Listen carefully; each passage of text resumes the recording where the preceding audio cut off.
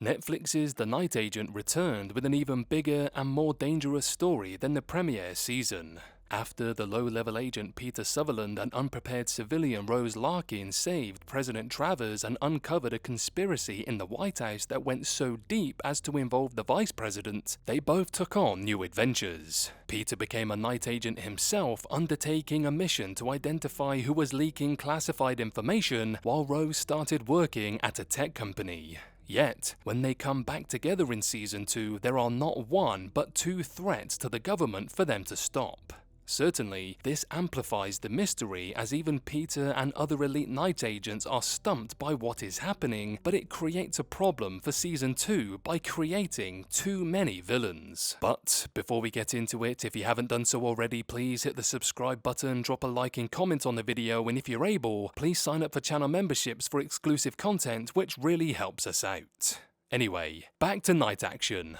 So, with several false leads and a few side stories, Peter, Rose, and Peter's night agent handler, Catherine Weaver, encounter one enemy after the other, and it becomes difficult to keep straight what they are trying to stop at any given moment. Between Warren Stalker, Javid, Solomon Vega, the Ballas, Marcus Dargan, and Jacob Monroe all working against Peter, Rose, and Catherine in different ways, Season 2 adds too many villains without enough time to dedicate to them. One issue that Season 2 faces is that, unlike Season 1, the villains are characters who are not part of the story. While the audience knew Redfield and Diane Farr before they were revealed to be the top of the conspiracy, Season 2's villains are mysterious and stay that way for a while. Peter and his allies' investigation leads them to Monroe as they uncover the identities of new villains each step of the way, gradually getting closer to the highest ranks. Meanwhile, the competition between Marcus and Tomas, who want to gain favor with Victor Bala, is a different dynamic that brings multiple antagonists to the series. With so much going on,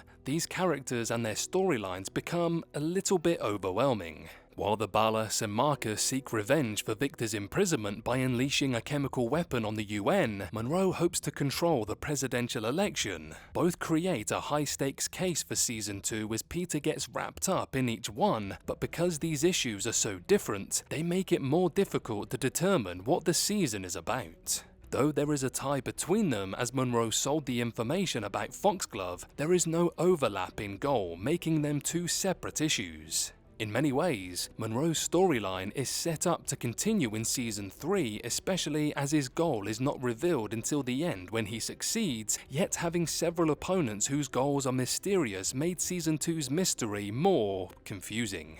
The Night Agent Season 2's villain problem is exacerbated by the fact that the various enemies do not come together into one conspiracy. Javid is the best illustration of this as, though he is a menacing character, he is only involved in the side story that features Nor's work in the Iranian mission, making him part of the side story. This is not new territory for the season, as it is similar to Maddie Redfield's plot. However, that collided with the main story by the end of Season 1 when Maddie was kidnapped by Colin Worley, who placed the bomb on the Metro and wanted to use her to blackmail Redfield into coming clean. While Season 1 had many villains, they were all connected to the Metro bombing, either by being part of the attack, helping to cover it up, or working for the more central villains. Season 2 didn't tie everything together in the end, leaving only thin connections between the villains and making Season 2 feel just a little bit jumbled. Don't get me wrong, I did enjoy Season 2, but it did feel a little bit all over the place with some of the villainous characters in it. I also don't mind that they didn't wrap everything up in the finale, and hopefully there's a Season 3 on the horizon and that the creators take a bit of a less is more approach when it comes to the villains. But anyway, those are my thoughts. Let me know your thoughts on Season 2 in the comments below.